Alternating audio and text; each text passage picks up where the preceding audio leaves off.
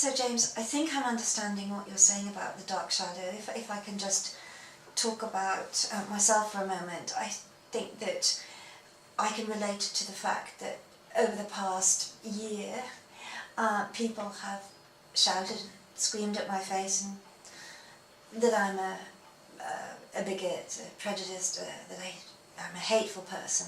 And it's very difficult to hear that from someone or a group of people shouting it at me when I experience myself as quite a peaceable, reasonable, fair person. So it seems to me that when that is happening to me, that is a projection onto me from outside. You can elaborate more on that, but what I'm slightly confused about is how I don't think you're saying that Bath Spa was the dark shadow projecting something onto you. I think that you're slightly locating Bath Spa in some other aspect of Jung's theory. Is that right? And I wonder whether it's something to do with complexes. I know that Jung talked about that. So is this relevant to your analysis? Yes, it is. Jung also said that we have complexes. Again, we'd have individual and collective complexes, and what he meant by a complex was a kind of a tangle, a conglomeration of emotions, memories, reactions, experiences, which are kind of very much located around the solar plexus, actually. We know when something's hit a complex of ours because we feel it in our solar plexus. Yes. You know, we have a distinct reaction, often very uncomfortable. Of course, complexes can be positive as well. We might have a very positive complex about something that's good. Yes. But in this instance, I think that the complex that we're talking about that has seized on our society collectively as well as individually is the complex that people now call political correctness. Now, arguably, probably in most times there is a political correctness complex operating 400 years ago.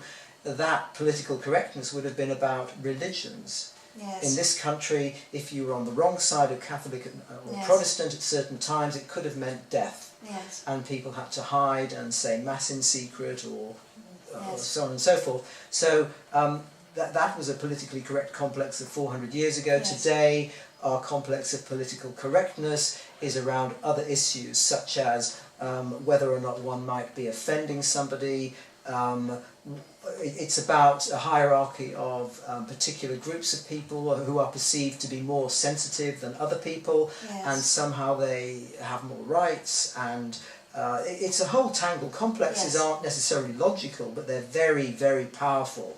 And so we can also project complexes onto people, that we might have a complex about something and then project it onto somebody else and then attack it in them in the same way that we would parts of our shadow.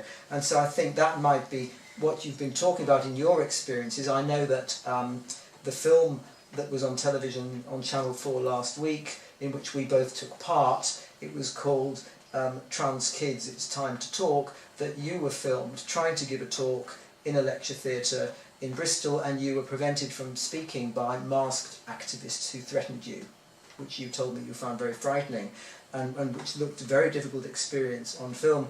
And so those people wanted to prevent you from speaking. They felt so powerfully about what it was that you were going to say, perhaps they were afraid of it. I can only speculate. And so that would be an instance of a complex in operation as well, that somehow this is so threatening, we can't let this person speak. That's a complex happening in somebody.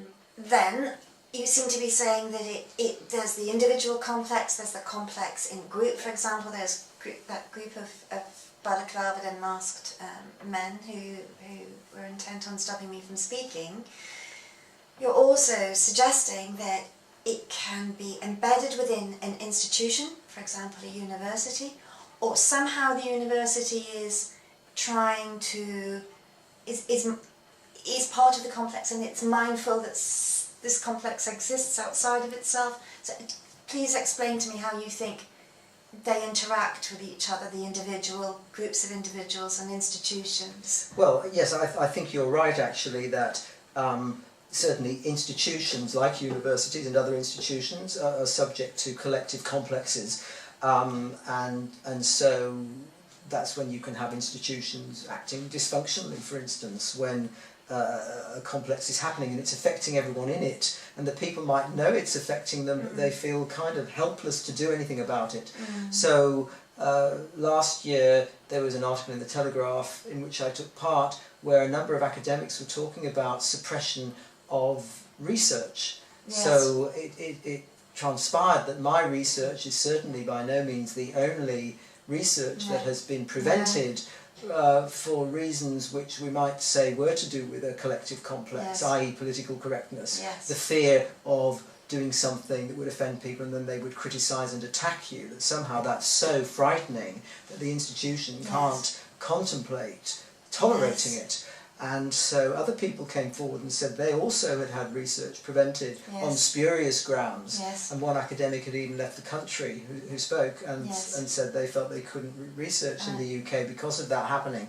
So there's certainly something going on there. I think, again, like the shadow, when it comes to complexes, what we need to do is call them out. We need to say, yes, there's a complex operating here, let's disentangle it, let's look at all the bits of it, let's see the truth about it. The difficulty with that is that one wants to do it. For example, I'm absolutely aware that research gets suppressed, voices get suppressed in academia around this, so the very thing that you're saying would be helpful, that would be healing, that would actually create dialogue, reduce anxiety, reduce hurt, is the very thing that is prevented from happening. So healing is prevented from happening through the suppression of all of it. I wonder, James, whether you think that some of the things that you've been talking about the collective unconscious and complexes, are actually acted out in social media at the moment. I think they certainly are. I should think everything, one way or another, gets acted out or expressed on the internet and in social media. I don't think that technology is the cause of these things. How could it be? I've already explained that they're part of human consciousness and the human unconscious and experience. But I think that social media really accelerates the polarised nature of, say, projection, of seeing in another person that which we dislike somehow in ourselves, and reacting to it in a very extreme way. So I think social media has really deepened and accelerated it. James, I can't tell you how interesting I found this. I want to say thank you very much. I was familiar with some of your ideas, but you really illuminated some aspect of both our experiences, I think, in the last few months. So, thank you. Thank you, Heather. Yeah.